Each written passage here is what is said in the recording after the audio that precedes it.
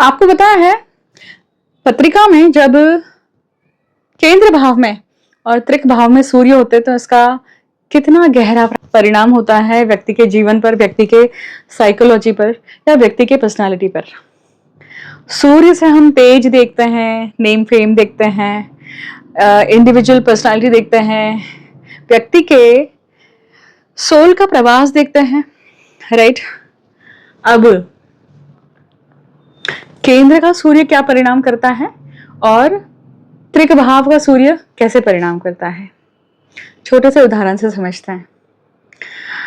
अगर मान लीजिए किसी व्यक्ति के साथ में कोई दूसरा व्यक्ति उसे प्रेम करता है, ठीक है, और उस व्यक्ति के साथ में वो सही प्रकार से पेश नहीं आता है या उसके साथ में गेम खेलता है या उसके इमोशन से खेलता है, त्रिक भाव का जो सूर्य है ना वो उस चीज का प्रतिकार नहीं ले पाता है, उसके मन में वो बातें दबी रह जाती हैं, उसके एग्जिस्टेंस को लेकर जो सप्रेशन वो फील करता है वो दबा रह जाता है।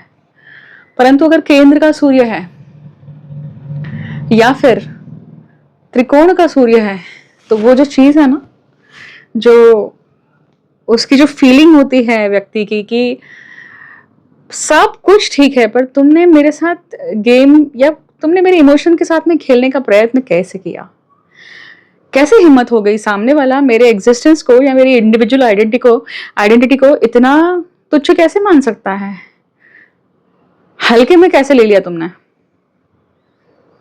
क्योंकि सूर्य क्या है, अहंकार नहीं है, अहंकार तो मंगल है, परंतु सूर्य ईगो है।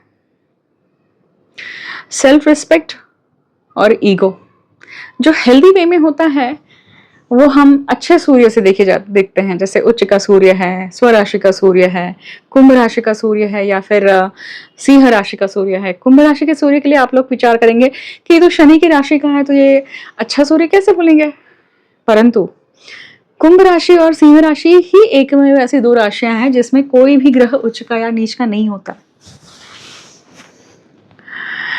तो जो भी ग्रह इन दो राशियों में आते हैं वो अपना 100% प्रोजेक्शन देते हैं, अपनी ओरिजिनल आइडेंटिटी प्रस्थापित करते हैं जातक के जीवन में। अब वही मान लीजिए जो हमने देखा कि केंद्र का सूर्य है तो वो व्यक्ति उससे प्रतिकार लेगा। अब यहाँ पे लेवल्स है, ठीक है, मतलब सबसे पहले तो आपके आइडेंटिटी या आपके सेल्फ एग्जिस्टेंस पे किसी ने घाव किया है तो उस चीज का एक दुख या उस चीज की उसका गुस्सा या उसका एक तेज, तो केंद्र का सूर्य होगा ना तो वो अलग अलग पद्धति से उस चीज को प्रोजेक्ट करेगा। मतलब सबसे पहले तो फॉरगिव नहीं करेगा, राइट। व्यक्ति उस जातक को फॉरगिव नहीं करेगी।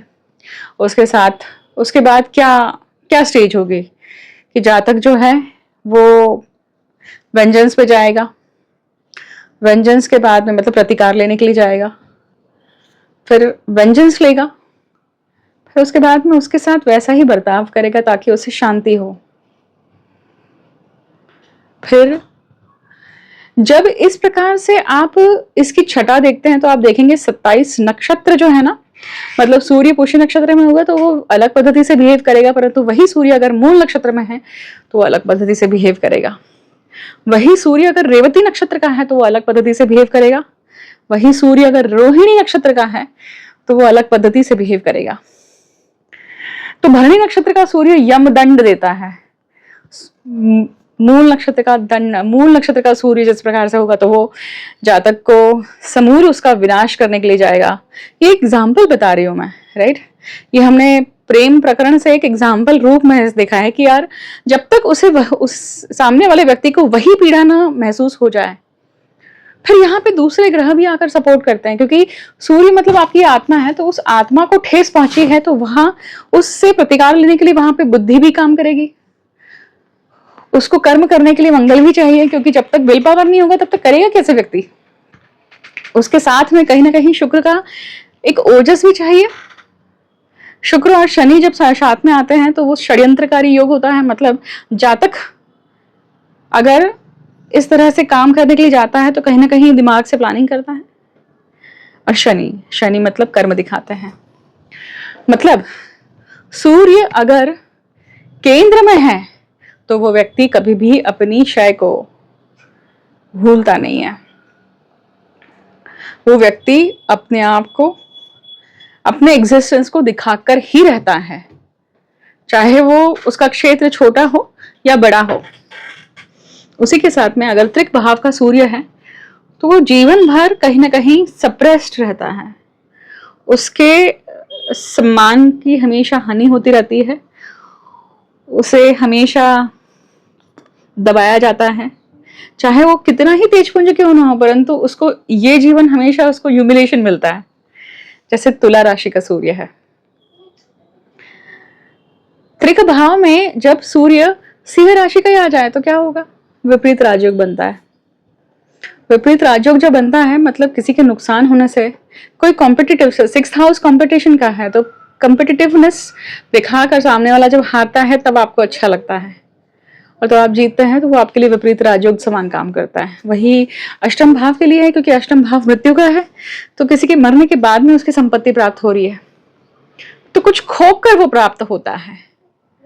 केंद्र के सूर्य कुछ खोते नहीं है वहां पर, सामने वाला खोता है वहां पे। जब आप प्रत्येक ग्रह को लेकर स्टडी करेंगे तो किसी इंडिविजुअल ग्रह को लेकर स्टडी नहीं कर सकते हैं, याद रखिएगा।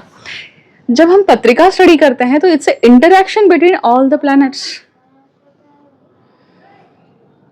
और वो इंटरैक्शन कैसी है?